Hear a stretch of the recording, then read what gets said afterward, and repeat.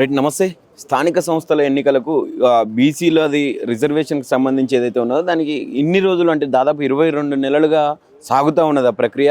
ఈరోజు GO number 9 ద్వారా మేము 42% రిజర్వేషన్ ఇస్తామని చెప్పి ముందరకు వస్తూ ఉన్నది ప్రభుత్వం. దానికి సంబంధించి ఈరోజు రేపు ఎన్నికల షెడ్యూల్ కూడా విడుదలయ్యే పరిస్థితి అయితే కనిపిస్తూ ఉన్నది. మాట్లాడదాం, మనతో పాటు పల్లె రవీణ ఉన్నారు. దీని మీద అసలు విషయాలు ఏంది అనేది తెలుసుకునే ప్రయత్నం చేద్దాం. అన్న నమస్తే. నమస్తే. ఏందన్నా జీవో నెంబర్ 9 అంటా ఉన్నారు, మళ్ళీ ఈసారి ఖచ్చితంగా పెట్టే అవకాశం ఉందంటున్నారు. అంటే బీసీలకు న్యాయం జరిగినట్టేనా 42% రిజర్వేషన్? ముందుగా బీసీలకు స్థానిక సంస్థల్లోనూ విద్యా ఉద్యోగాలను 42% రిజర్వేషన్లు ఇవ్వాలని, అది నిలబడాలని, దక్కాలని సంపూర్ణంగా నేను వ్యక్తిగతంగా కోరుకుంటున్నాను. వ్యక్తిగతంగానే కాదు, బీఆర్ఎస్ పార్టీగా కూడా సంపూర్ణంగా కోరుకుంటున్నాం. అందుకోసమే బీఆర్ఎస్ పార్టీ కూడా అసెంబ్లీలో బేషరతుగా మద్దతు ఇచ్చింది. కానీ ఇక్కడ కాంగ్రెస్ పార్టీ ధోరణి ఏంటంటే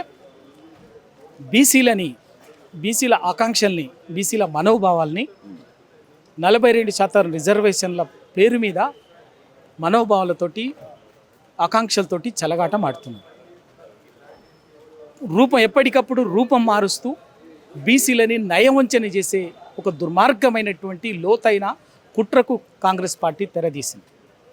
అయితే ఇవాళ వచ్చినటువంటి జీవో నెంబర్ 9 ద్వారా 9 ద్వారా నిన్న ఇచ్చినటువంటి 42% రిజర్వేషన్లు నిలబడాలనే కోరుకుంటున్నాం.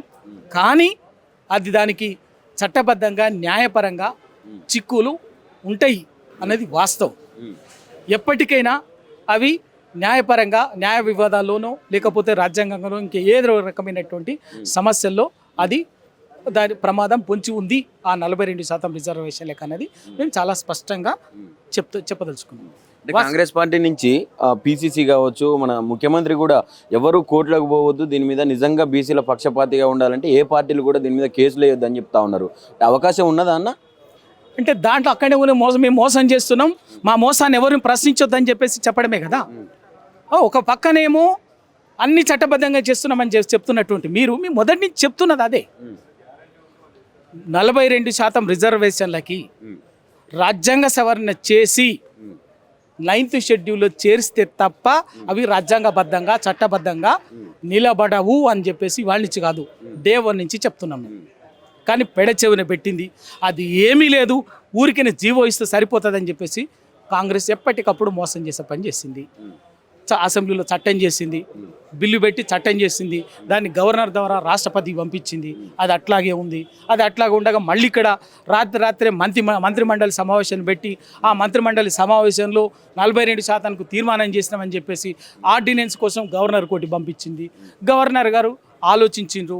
అరే ఒక విషయానికి సంబంధించి అసెంబ్లీలో బిల్లు పాస్ అయిన తర్వాత, చట్టంగా రూపుదిద్దుకున్న తర్వాత దాన్ని రాష్ట్రపతి ఆమోదం కోసము పంపించిన తర్వాత రాష్ట్రపతి పరిశీలనలో ఉండగా అదే అంశానికి సంబంధించి మళ్ళీ ఆర్డినెన్స్ ఎట్లు ఇస్తామని చెప్పేసి సేమ్ ఆర్డినెన్స్ని కూడా గవర్నర్ గారు రాష్ట్రపతికి పంపించినారు. అది అక్కడ పెండింగ్, అది జరిగిపోయింది. మళ్ళీ ఇంకొకటి పంచాయతీరాజ్ చట్టం 2018 ఏదో అద్భుతం చేసిపోతున్నాం, బీసీలకు చెందినటువంటి డ్రామాలు ఆడి దాన్ని చేసిండ్రు. అది మళ్ళీ గవర్నర్ గారి దగ్గర పెండింగ్లోనే ఉన్నది. ఇవి ఇట్లా పెండింగ్లో ఉండగా మళ్ళీ రాత్రే మళ్ళీ ఒక జీవో ఇచ్చిండ్రు నిన్న. అరే ఏం డ్రామాలు ఇవి అంటే రాజ్యాంగం ఒక చట్టం ఏం లేదా? రాజ్యాంగం ఏం చెప్తుంది, చట్టం ఏం చెప్తుంది, దాని ప్రకారం రాజ్యాంగబద్ధంగా చేయమని చెప్పేసి మొత్తుకొని చెప్తుంటే ఆ పని చేయకుండా తమ ఇష్టానుసారంగా చేసి ఇదే కరెక్టు, మిగతా వాళ్ళంతా ఏదో బురద జల్లుతూ దీన్ని దెబ్బతీస్తారని చెప్పి ఒక దుష్ప్రచారం చేసేటటువంటి కుట్రలు చేస్తున్నారు. ఇవాళ కాంగ్రెసు బీసీలని వంచన చేస్తుంది, నయవంచన చేస్తున్నారు. ఏమనంటే మీరు ఎవరు కేసు వేయద్దంటే ఎవరు ఆపుతారు? మీరు ఆపుతారా, నేను ఆపుతానా, లేకపోతే ఎవరు ఒక రకం ఆల్రెడీ ఎట్లా అండి? ఆఖరికి జీవో రాకముందే మీడియాలో వస్తున్నటువంటి కథనాల ఆధారంగానే కోర్టుకు పోయి కేసు వేసిండ్రు. వంచిస్తూ ఉన్నది కాంగ్రెస్ పార్టీ అని చెప్పి మీరు అంటా ఉన్నారు. కానీ బీసీలకు పెద్దపీట వేస్తూ ఉన్నాం, పీసీసీ పదవిని కట్టబెట్టినాం, బీసీ ఆడబిడ్డలను కూడా రాజకీయాలలో ముందరికి తీసుకుపోతా ఉన్నాం, బీసీలకే రాజ్యాన్ని అప్పచెప్తా ఉన్నాం అని చెప్పి రేవంత్ రెడ్డి గారు మాట్లాడుతూ ఉన్నారు. ఆ మాటకు వస్తే అసలు బీఆర్ఎస్కే బీసీల గురించి మాట్లాడే అర్హత లేదని చెప్పి మాట్లాడుతూ ఉన్నారు. దానికి ఏం చెప్తారండి? ఆ మాట మాట్లాడితే బీఆర్ఎస్ గురించి, బీసీల గురించి మాట్లాడితే ముందు కాంగ్రెస్ పార్టీ నాయకులు ముఖ్యమంత్రి గారు పిసిసి ప్రెసిడెంట్ గారు వాళ్ళు ముక్కు నేలకు రాసి బీసీ సమాజానికి క్షమాపణ చెప్పి మాట్లాడాలి. ఈ దేశంలో బీసీలకు ద్రోహం చేసినటువంటి ఎవడు? బీసీలకు రాజకీయంగా ఆర్థికంగా సామాజిక ప్రయోజనాలకి 1950లోనే మరణ శాసనం రాసింది ఎవరు? కాంగ్రెస్ పార్టీ కాదా? బీసీ ప్రయోజనాలకు ఉద్దేశించినటువంటి కాకా కల్లేకర్ కమిషన్ని తుంగలో దొక్కింది ఎవరు? నెహ్రూ గారు కాదా? ఆ తర్వాత వచ్చినటువంటి జనతా ప్రభుత్వం మొరార్జీ దేశాయ్ గారు 1978లో బీసీల కోసం వేసినటువంటి మండల్ కమిషన్ని ఆ నివేదిక సమర్పించిన నాటికి ప్రధానమంత్రి అయినటువంటి ఇందిరాగాంధీ గారికి సమర్పిస్తే ఇందిరాగాంధీ గారు కట్టగట్టి అటుకు మీద పెట్టింది కాంగ్రెస్ పార్టీ కదా. ఆ తర్వాత విపి సింగ్ గారు మండల్ కమిషన్ సిఫారసులని అమలు చేయడానికి పూనుకుంటే రాజీవ్ గాంధీ గారు నిండు పార్లమెంటులో ఏం మాట్లాడిండు? ఈ మండల్ కమిషన్ నివేదికలు అమలు చేస్తే, బీసీ రిజర్వేషన్లని అమలు చేస్తే ఈ దేశం విచ్ఛిన్నమైపోతుంది, ఈ దేశం ఐక్యత దెబ్బతింటది, సమగ్రత దెబ్బతింటదని మాట్లాడింది పార్లమెంటు రికార్డులలో ఉన్నది కదా రాజీవ్ గాంధీ గారు కాదా? ఆ తర్వాత సందర్భం వచ్చినప్పుడల్లా బీసీల పట్ల మోసపూరితంగా ద్రోహపూరితంగా ఎప్పటికప్పుడు రూపం మారుస్తూ వంచన చేస్తున్నటువంటిది కాంగ్రెస్ పార్టీ. ఇవాళ 75 ఏళ్ల స్వతంత్ర భారతంలో ఈ దేశాన్ని పరిపాలించింది 50 సంవత్సరాలు కాంగ్రెస్ పార్టీ. 50 సంవత్సరాలు పాలించినటువంటి కాంగ్రెస్ పార్టీ ఇప్పటి వరకు ఈ రోజు వరకు కేంద్రంలో బీసీ మంత్రిత్వ శాఖ ఎందుకు పెట్టాలి? బీసీ మంత్రిత్వ శాఖ 50 ఏళ్ళు పరిపాలించి కూడా పెట్టనందుకు కాంగ్రెస్ పార్టీ ముక్కు నేలకు రాయాలి. 75 సంవత్సరాలుగా ఈ దేశంలో ఉన్నటువంటి బీసీ కులగణన చేయనందుకు కాంగ్రెస్ పార్టీ ముక్కు నేలకు రాయాలి. బ్రిటిష్ ఇండియా కాలంలో స్వతంత్రానికంటే ముందు 1871 నుంచి 1930 నాటి వరకు ప్రతి ఏళ్ళు కులగణన జరుగుతుంది. ప్రతి 10 ఏళ్లకు ఒకసారి ఈ దేశంలో కులగణన జరుగుతుంది. స్వతంత్రం వచ్చిన తర్వాత వెంటనే ఆ కులగణన బీసీ కులగణనలు పక్కకు పెట్టి మరణ శాసనం రాసింది నెహ్రూ గారు కదా బీసీల పట్ల. వీటన్నిటికీ క్షమాపణ చెప్పిన తర్వాత మాట్లాడాలి. కామారెడ్డి డిక్లరేషన్ నిలబెట్టుకున్నాం మేము ఇచ్చిన మాటనని చెప్తా ఉన్నారు కదా. ఇవి ఏమొద్దండి, ఒకటి రేవంత్ రెడ్డి గారికి బీసీల మీద అంత ప్రేమ ఉంటే ఓ బీసీ బిడ్డను ముఖ్యమంత్రి చేయండి చాలు, మాకేం అక్కర్లే.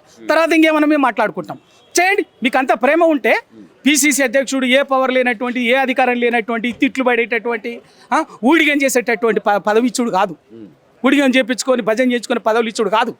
ముఖ్యమంత్రి పదవి ఇవ్వండి. మీరే పిసిసి అధ్యక్షుడు ఉంచుకోండి రేవంత్ రెడ్డి గారు. మా బీసీడు మా మహేష్ కుమార్ గౌడ్కు ఆ ముఖ్యమంత్రి పదవి ఇవ్వండి. అప్పుడు ఆ తంటాలేదు మేము బీసీలో మేమే పడతాం.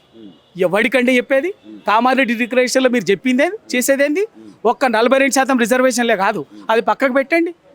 మెయింటెనెన్స్ కాంట్రాక్ట్లో, సివిల్ కాంట్రాక్ట్లలో మెయింటెనెన్స్ కాంట్రాక్ట్లలో 42% బీసీలకు ఇస్తామన్నారు, అవి ఇవ్వండి.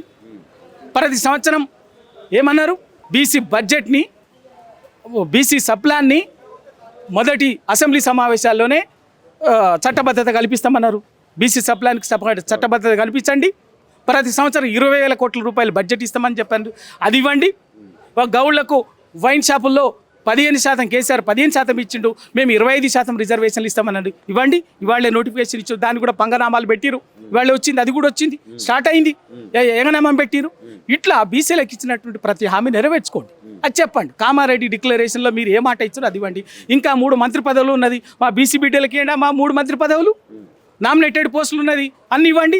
ఇవాళ మీరు ప్రతి పదవి ఎవరికి ఇచ్చుకుంటారు? ఇవాళ మేము బీసీల హక్కుల కోసం, మా అభ్యున్నతి కోసం మాట్లాడుతున్నప్పటికీ కూడా సమాజం అంతా సమున్నతంగా సగర్వంగా ఉండాలని కోరుకునేటటువంటి ఎన్నడూ కూడా మేము కులం మీతో అది మాట్లాడలే. కానీ ఇవాళ మా హక్కులని ఒకవైపు కాల రాసుకుంటా అణిచివేసుకుంటా మీరు ఏకపక్షంగా మీకు నియామకాలు చేసుకుంటే అలా డీజీపీ ఎవరండి చేసుకున్నారు? ఇంకెవరండి? Advocate general, additional advocate general, అట్లా తీసుకుంటే అంత ఎవరు ఉన్నారు? మరి బీసీ బిడ్డలు పనికి రాలేదా? బీసీ బిడ్డలకు ఒక అడ్వకేట్ జనరల్, ఒక ఎడిషనల్ అడ్వకేట్ జనరల్, ఇంకోటో ఒక సలహాదారుడు ఎందుకో బీసీ బిడ్డలు వేసుకోలేదు. ఇవన్నీ మీరు మోసం చేయటం అనుకోండి. రూపం మీరు చేసేది నయవంచన, మోసం, కానీ మాట్లాడేది మాత్రం తేనె పూసిన కత్తిలాగా బీసీలకు ఏదో చేస్తున్నామన్నట్టు మాట్లాడుతున్నారు. బీసీల పట్ల కాంగ్రెస్ పార్టీ చేసినంత మోసం ఈ దేశంలో ఎవరు చెయ్యలే. అయితే ఇంకోటన్నా, ఇప్పుడు ఈ జియో నెంబర్ 9 ద్వారా విద్యా ఉద్యోగాలలో కూడా కల్పితం అయితే, అంటే వర్తిస్తుందా ఈ జియో నెంబర్ 9 అనే రిజర్వేషన్ అనేది 42%, లేకుంటే దీని ఒక్కదానికేనా? జియో 9కు విద్యా ఉద్యోగ రిజర్వేషన్లకు సంబంధం లేదు. నిన్న ఇచ్చినటువంటి జియో 9 అనేది కేవలం స్థానిక సంస్థల్లో, పట్టణ స్థానిక సంస్థల్లో, గ్రామీణ స్థానిక సంస్థల్లో బీసీలకు 42% రిజర్వేషన్లకు సంబంధించి మాత్రమే. కామారెడ్డిలో విద్యా ఉద్యోగ కామారెడ్డిలో అని చెప్పింది, అందుకే చెప్తున్నాను. కామారెడ్డిలో ఇది ఒకటే కాదు, దీనికి చట్టబద్ధంగా ఈ సమస్యలు ఉన్నది. నేను చెప్పాను కదా ఇప్పుడు అన్ని. కాంట్రాక్ట్లో 42% ఇవ్వండి, బడ్జెట్లో 20,000 కోట్లు ఇవ్వండి, బడ్జెట్లో బీసీ సప్లాన్కి చట్టబద్ధత కల్పించండి, ఇంకా ఏమేమేమో బీసీలలో ముదిరాజులని బీసీడీ నుంచి ఏలో చేరుస్తామని అజ్జేయండి. ఇవన్నీ ఇట్లా ఇచ్చినటువంటి రకరకాల గౌళ్లకు ఏమేమి ఇచ్చినా అన్ని కులాలకు సబ్బన్న వర్గాలకు 41 హామీలు ఇచ్చారు కామారెడ్డికి ఎలక్షన్. ఫైనల్గా ఏం చెప్పాలనుకుంటున్నారు బీసీ బిడ్డలకు? ఇప్పుడు ఎలక్షన్లు రాబోతా ఉన్నాయి, జీవో నెంబర్ 9 ద్వారా తీసుకొస్తా ఉన్నారు 42% రిజర్వేషన్. బీఆర్ఎస్ పార్టీగా కావచ్చు, వ్యక్తిగతంగా కావచ్చు, ఏం చెప్పాలనుకుంటున్నారు బీసీ? మేము బీసీ బిడ్డలుగా కాంగ్రెస్ పార్టీ చేస్తున్నటువంటి మోసాన్ని అర్థం చేసుకోండి, వంచనని అర్థం చేసుకోండి.